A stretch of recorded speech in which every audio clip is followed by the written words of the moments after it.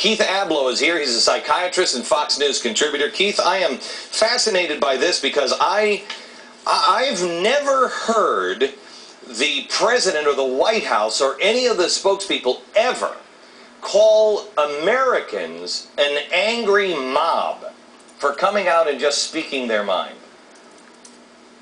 Well, we're treading very dangerous ground when the president does that, or when any substantial leader would do so, because what does it do, Glenn? You know what it does. It dehumanizes those voices. It suggests that they're staged and not real, and therefore you can ignore them and think of them not even as people. Now, this sounds familiar. It sounds, you know, like a slippery slope to me, a little totalitarian. So, Keith, I mean, I play the tape here of the people listening and talking to what's his name, Arlen Specter.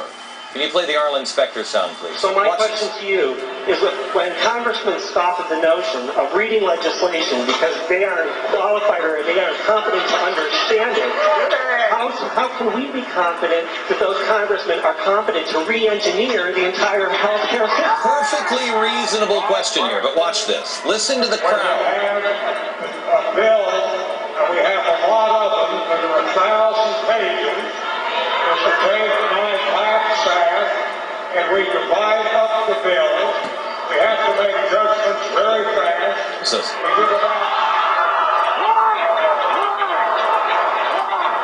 people, Keith, know their country is being stolen in the cover of darkness. They know.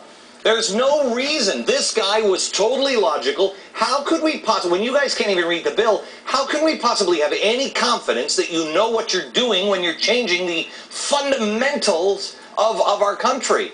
The mob goes crazy. Crazy. And they should, shouldn't they? Well, of course they should. Listen, these are reasonable reactions.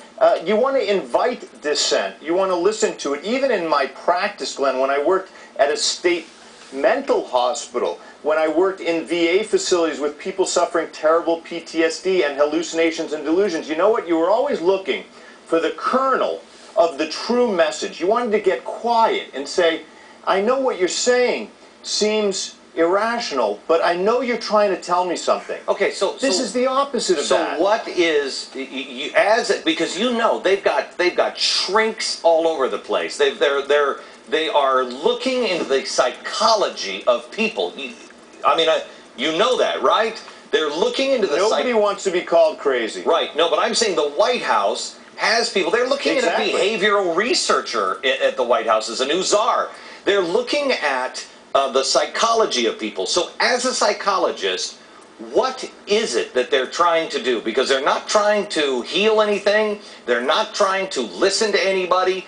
When they call people an angry mob, when they say, oh, well, these are just manufactured angry people, what is the response as a trained professional that they can expect? Well, what you would expect is exactly what we're talking about. Nobody does want to be called crazy. Nobody wants to be called part of an angry mob. By defining the opposition as non-people, as not thinking people, who would want to join them? Who would line up, other than patriots, I might suggest, to say, I'm raising my hand, I'm one of them, I'm one of the crazy people. It essentially paralyzes the opposition because it suggests we have a label for you. See, you know what? I have to tell you, fake and crazy. These people don't understand the psychology of the American people. The American people, freedom has been bred into us. You don't just take freedom away and expect people to just go by. And I think they know that they are causing more problems. I really do. I think they want more problems because then they can put the iron fist down. I mean, I can't think of it. It is a crazy idea, Keith, to think that maybe our government wants to stir the pot so they can use the iron fist and crush people. But please, sir, give me a more logical answer on why they would be doing this. Well, I don't know if you'll come to a more logical answer. We have a president whose strong suit is that he says he wants to listen to anybody. You can be a dictator abroad. He wants to listen to you. He wants to hear you out. And Not yet, these people. here at home, no, honest opposition. Why? Well, because there's a difference between inviting someone to mingle his or her thoughts with your own in a way that will invite honest debate, and saying of the stranger across the seas, I'm going to listen to this person from on high.